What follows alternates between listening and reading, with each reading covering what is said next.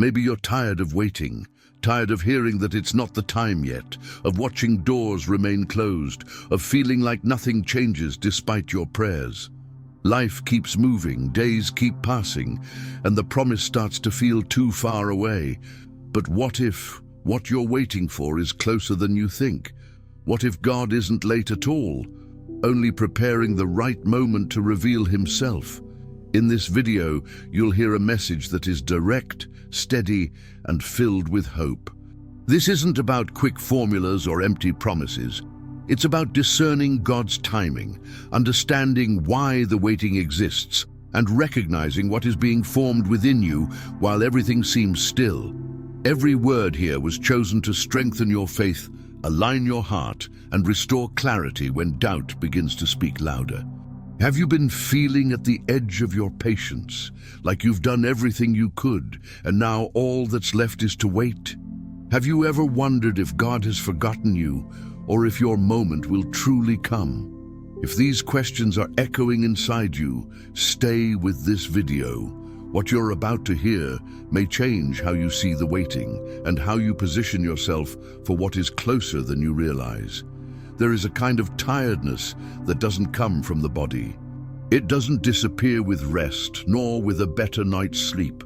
It begins when time stretches too long and the heart starts asking how much longer it can endure. You keep living, fulfilling responsibilities, maintaining the routine, but inside, something slowly wears down. It's not a visible collapse, it's a quiet weight that grows as the waiting continues.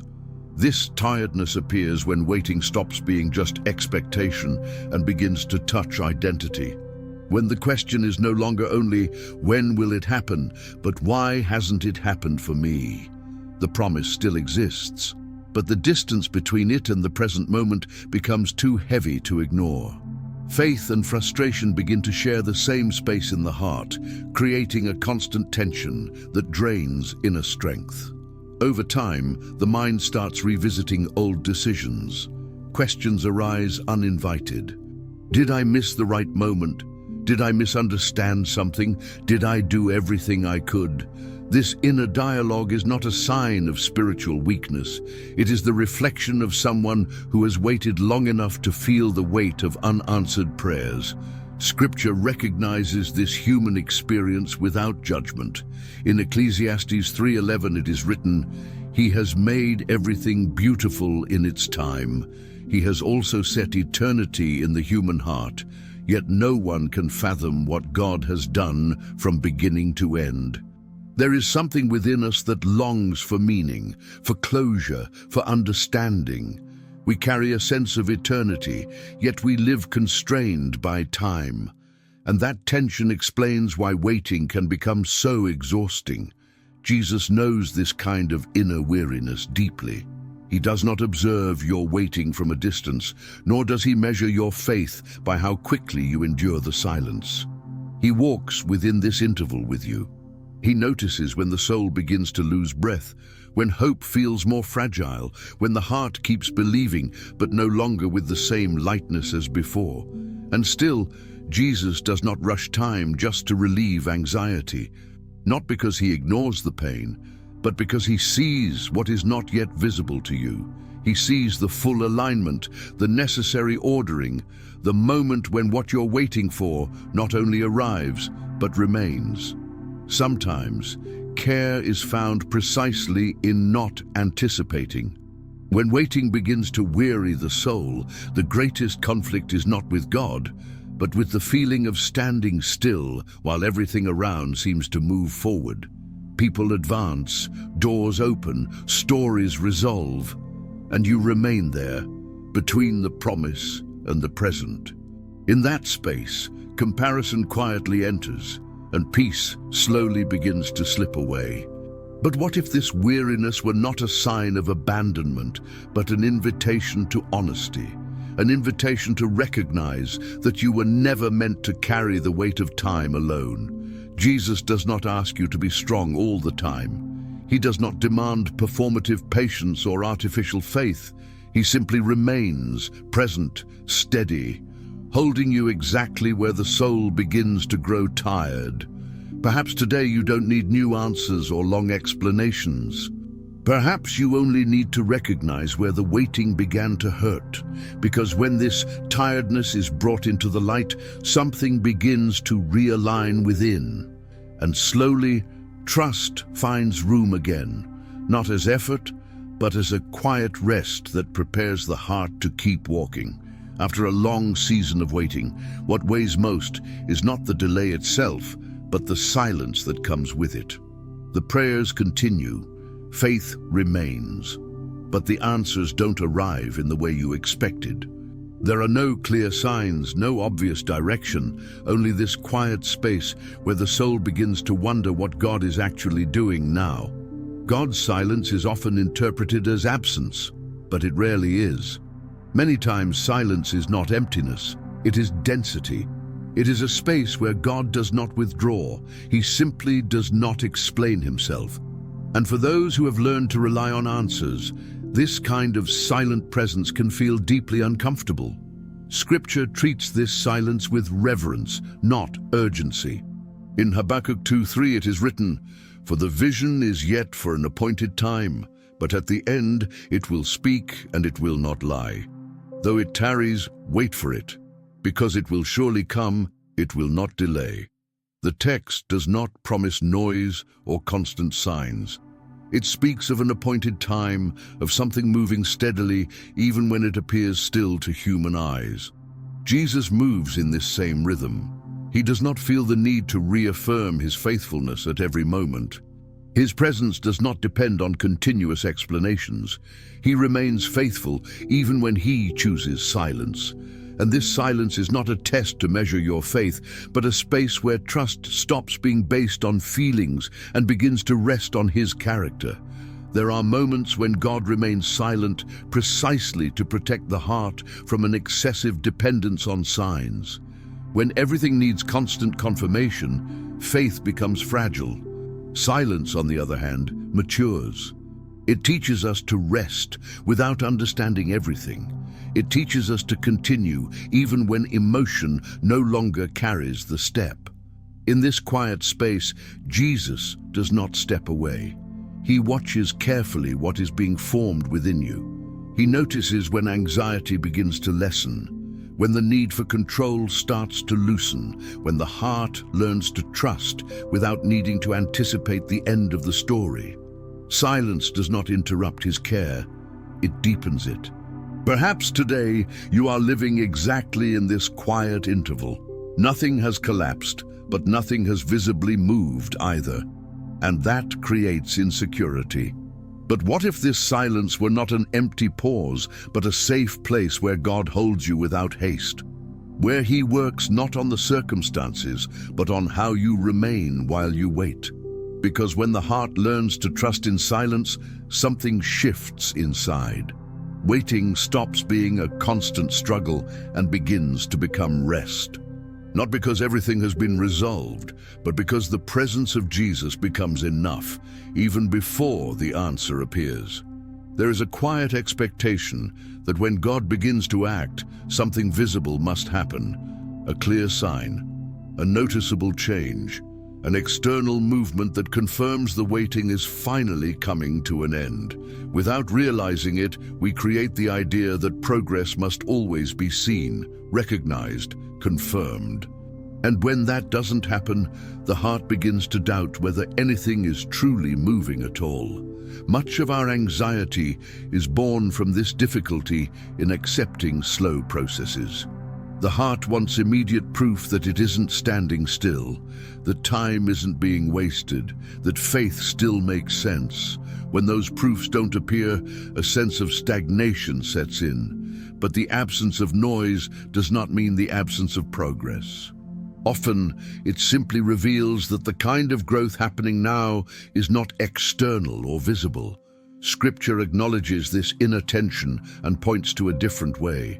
In Psalm 37:7, it is written, "Rest in the Lord and wait patiently for Him. Do not fret because of the one who prospers in his way, because of the man who carries out evil devices." The text does not call for haste or comparison. It invites rest, precisely because God's progress does not always move at the same pace the human eye can follow. Jesus works with depth, not with haste.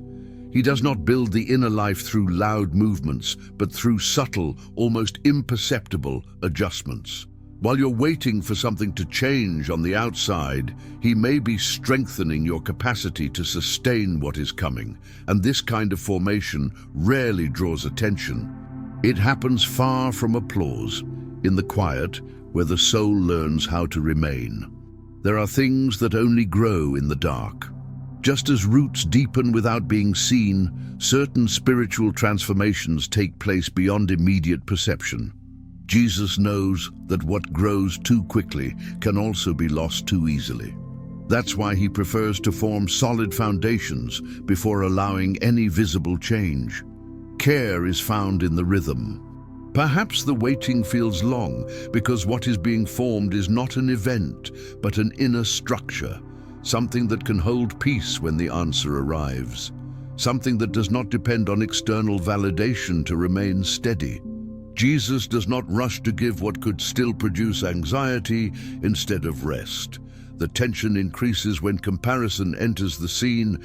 You look around and see people moving forward, resolving things, celebrating. And without noticing, you begin to measure your own worth by someone else's speed. But the path of Jesus was never built on comparison. He looks at you with personal attention, respecting your story, your limits, and the time your heart needs to be prepared. While everything seems quiet on the outside, small changes begin to happen within. Less impulsive reactions, less need for control, a bit more calm when facing the future. These signs make no noise, but they are real. They indicate that something is moving forward, just in a way that does not ask to be announced. Perhaps today the question is not, when will something happen, but what is being strengthened in me while I wait? Because not every kind of progress needs to be seen to be true. Some of the most important steps happen in silence, under the attentive care of Jesus, preparing you to sustain what, in the right time, will no longer need to be proven. When waiting stretches on, the word that hurts most is often delay. It carries the feeling that something slipped out of place, that time passed its moment, that perhaps God waited too long.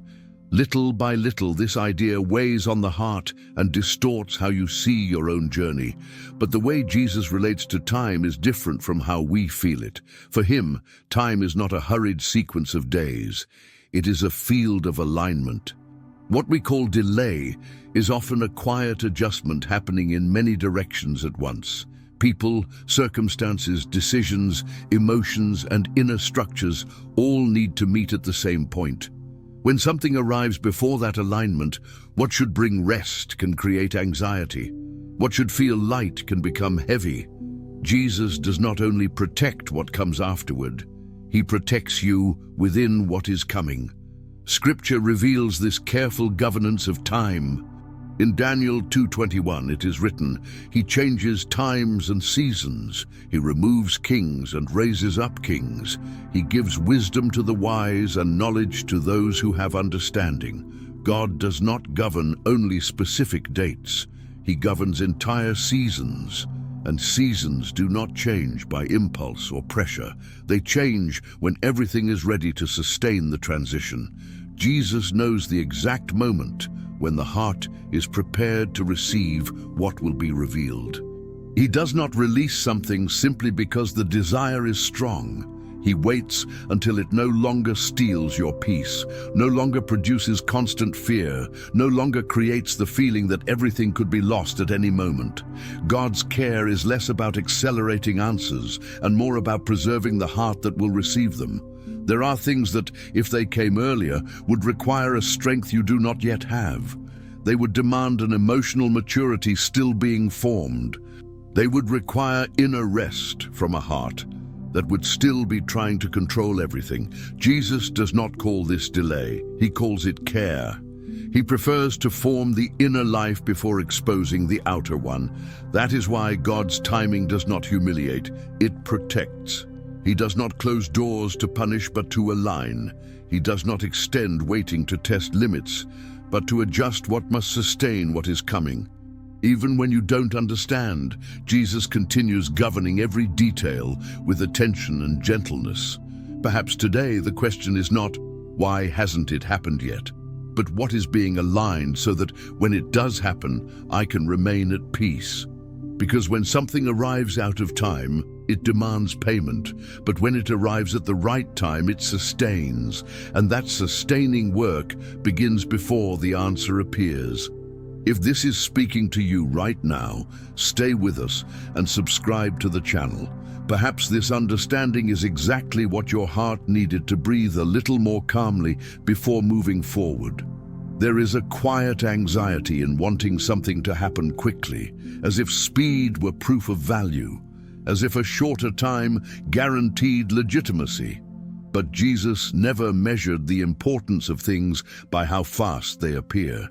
He has always worked from a timing that sustains, not from a timing that impresses. What is born too early may draw attention, but it does not always remain when the wait arrives. Haste often grows out of the fear of missing opportunities, fear of falling behind while others move forward, fear that if it doesn't happen now, it may never happen at all. This fear erodes peace and pushes decisions that are not yet mature. But this kind of urgency does not come from God. It arises when the heart has not yet learned to trust that what is true is not lost with time. Jesus' own life reveals this posture of serenity toward time. In John 7:6, it is written, "Therefore Jesus told them, 'My time has not yet come, but your time is always here.'" Even knowing who he was, even carrying authority, Jesus did not rush to prove himself. He did not hurry to occupy spaces before the right moment. He honored the proper time because he knew that what is born aligned with purpose does not need to be defended later. The right time is not only the moment when something begins, it is the moment when it can continue without stealing peace. Jesus understands that starting something before the necessary maturity can create constant insecurity, fear of loss, and an excessive need for control. That is why he chooses to wait until the heart is steady enough to sustain what is coming without breaking inside. There are things that could even begin earlier but would not survive the weight they carry. What is born at the right time does not require constant effort to remain. It does not need to be pushed, constantly watched, or justified before others. It establishes itself naturally. There is rest in what is born in God's time. There is stability. There is clarity.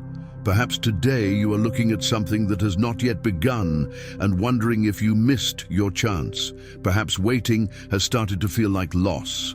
But Jesus does not measure opportunities the way we do. He does not see only the beginning. He sees continuity.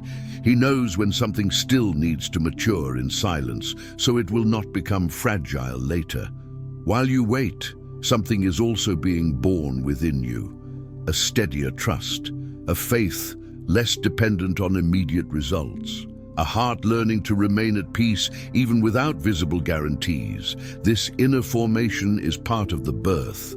Because what God gives does not arrive only as something new on the outside, but as something sustainable on the inside. Perhaps the waiting is not denying you anything. Perhaps it is protecting you so that when it comes, it will not need to be sustained by anxiety but by peace.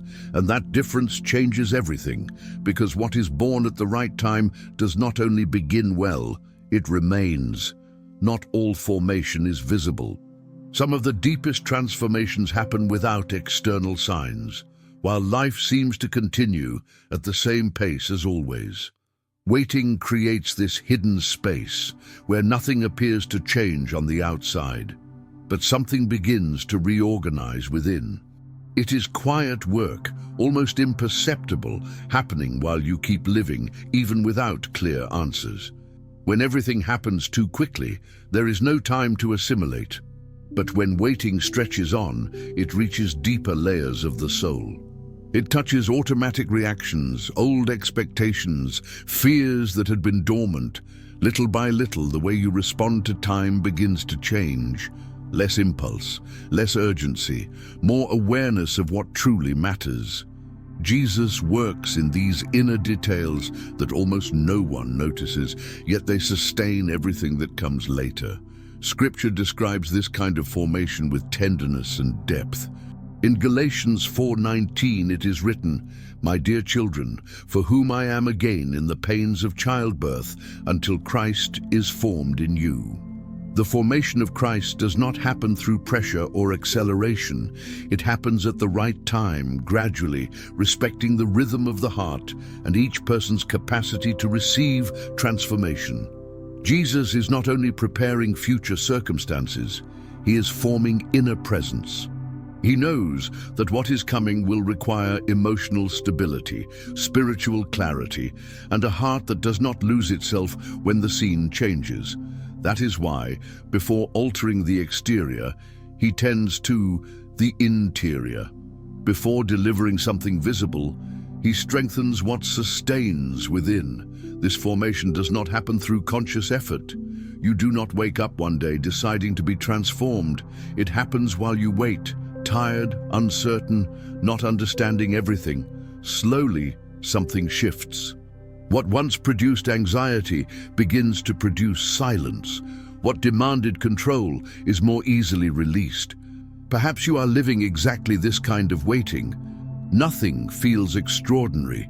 No clear answers. No visible movement confirming progress.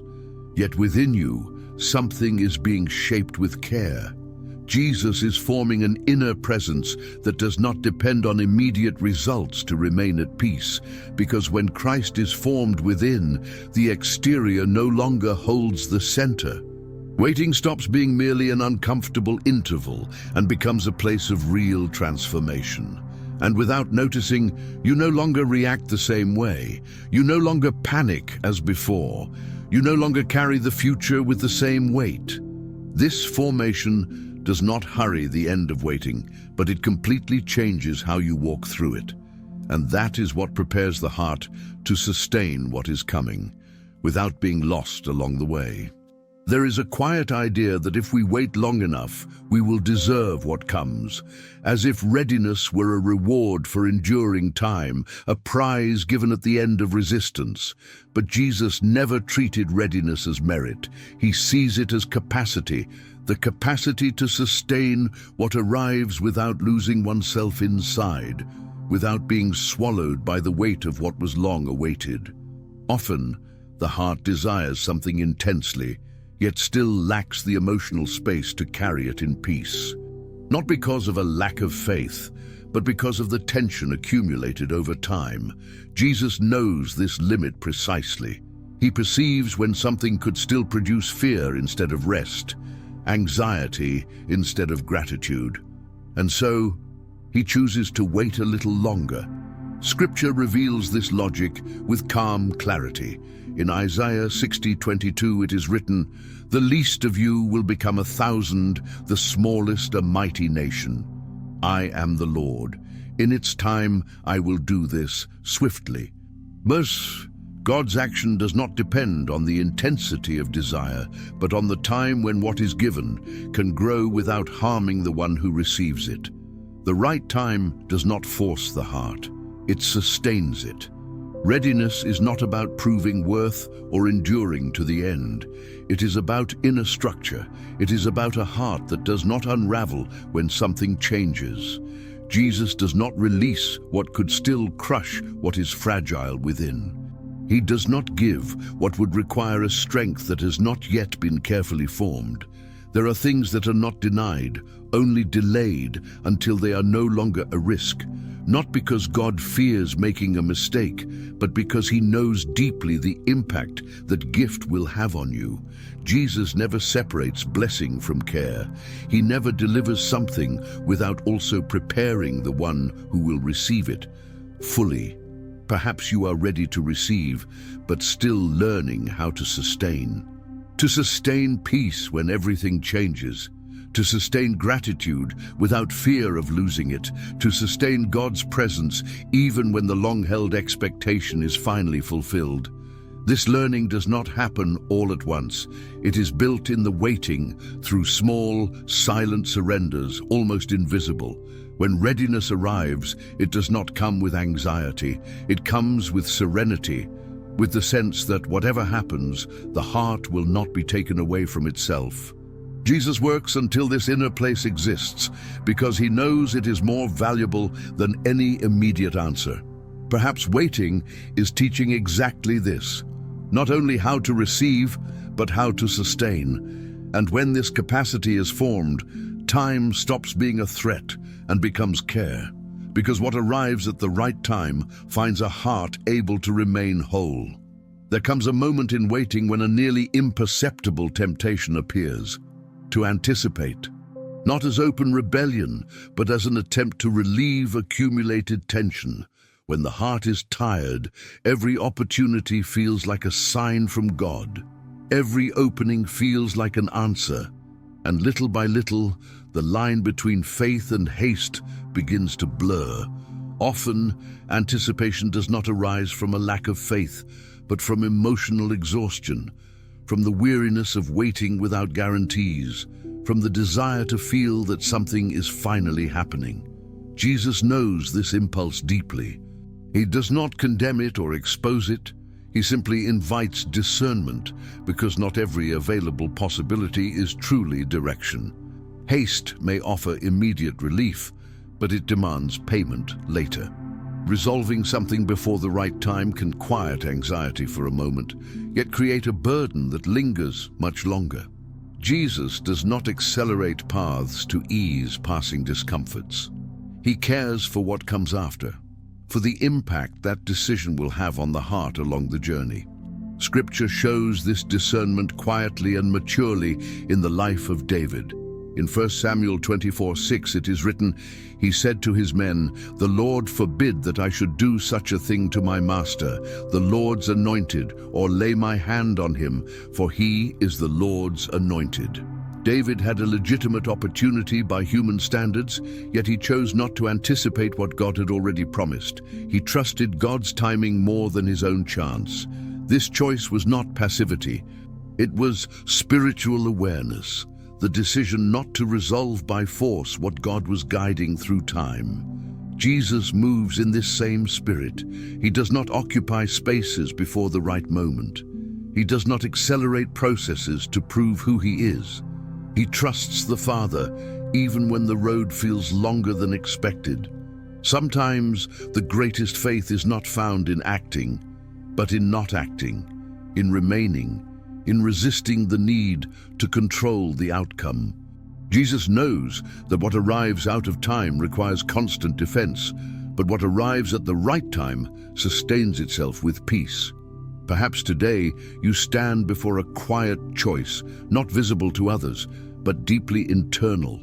To anticipate in order to ease anxiety, or to wait in order to preserve peace. Jesus does not force this choice. He simply remains beside you, offering presence as you decide to trust the Father's timing more than the urgency of the heart. Because when you choose not to anticipate, something grows stronger within. Trust moves from concept to daily practice. Waiting stops being something that merely happens to you and becomes something you choose to live with discernment and surrender. If this message is speaking to you right now, stay with us and subscribe to the channel. Perhaps this is the point where something begins to align more deeply within you. There is a common expectation that God's timing will arrive with clear signs, visible announcements, unmistakable confirmations, as if there were a notice saying, "Now is the moment." But most of the time, timing arrives in silence, without noise, without external preparation. It reveals itself more as inner clarity than as a visible event. Many people imagine God's work as a sudden shift in circumstances, something that changes everything from the outside in. But Jesus usually works in the opposite direction. He begins within. When the time comes, you don't recognize it because something extraordinary happened around you, but because something settled inside you. A quiet understanding, a security that doesn't need explanation, a rest that doesn't depend on the situation. Scripture points to this posture of waiting with sobriety and depth. In James 5:7 it is written, "Be patient, therefore, brothers and sisters, until the coming of the Lord." See how the farmer waits for the precious fruit of the earth, being patient about it until it receives the early and the late rains. The text does not speak of haste or spectacle. It speaks of steady care, of confident patience, of a time that slowly matures until it is ready. When the time arrives, Jesus does not create confusion. He brings alignment. Pieces begin to fit together without excessive effort. Decisions become simpler. Fear loses its intensity, not because every question has been answered, but because the heart is no longer at war with time. The arrival of the right moment is usually felt more as peace than as surprise. Sometimes you only realize that something has changed when you respond differently to what once caused anxiety.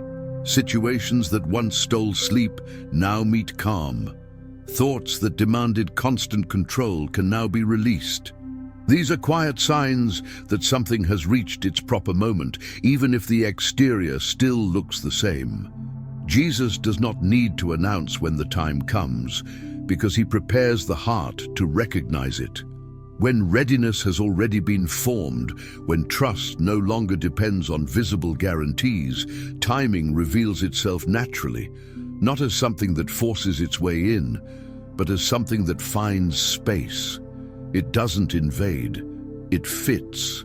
Perhaps you are waiting for a great sign, when in fact the time has already begun to draw near through small inner clarities, subtle adjustments, a new way of seeing, a peace that did not exist before.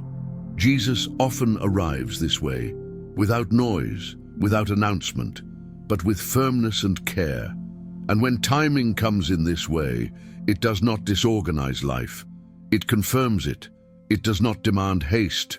It sustains, because what arrives at the right time does not need to be proclaimed. It simply finds its place and remains.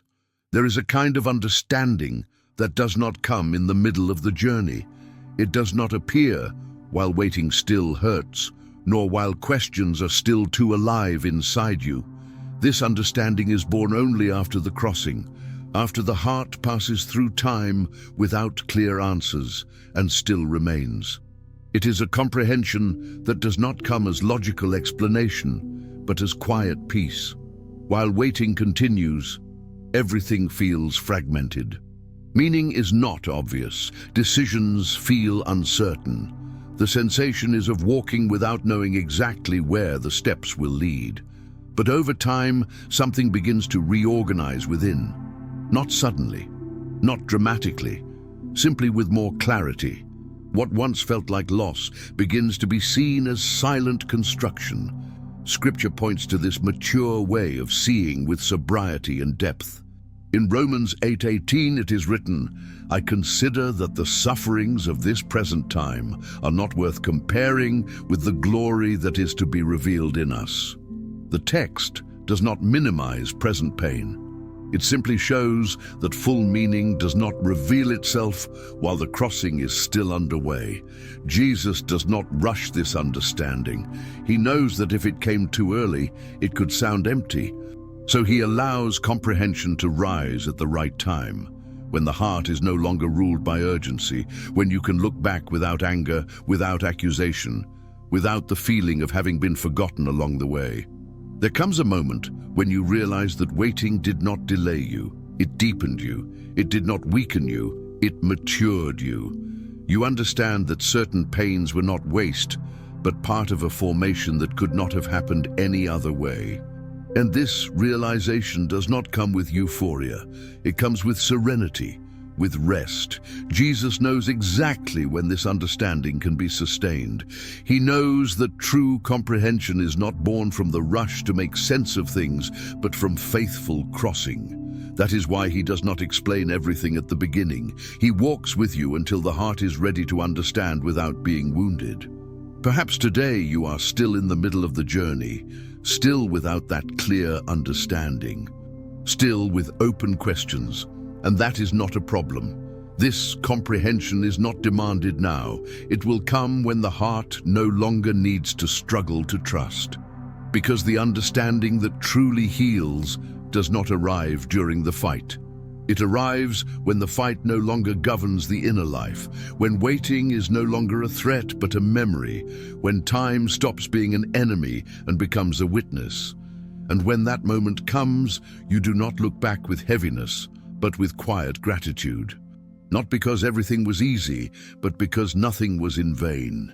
And that certainty does not need explanation. It simply remains. Perhaps throughout this video, nothing has visibly changed around you. The circumstances may be the same. The questions may still be unanswered. The path may still feel too open, too undefined. But if something inside you has begun to settle with more calm, even subtly, that already matters deeply. Because waiting does not end when everything is resolved. It begins to be transformed when the heart finds rest. Jesus has never been distant from your timing. He has never been late in your story. He was present in every silence, in every day that felt too long, in every moment when faith had to coexist with weariness. What you called delay, he called care. What you felt as lateness, he used as alignment. Perhaps now you can see that waiting was not an empty space. Something was being formed. Something was being sustained, not only around you but within you. A steadier trust, a less hurried heart, a faith that no longer depends on constant signs to remain firm. And that changes how you relate to time itself.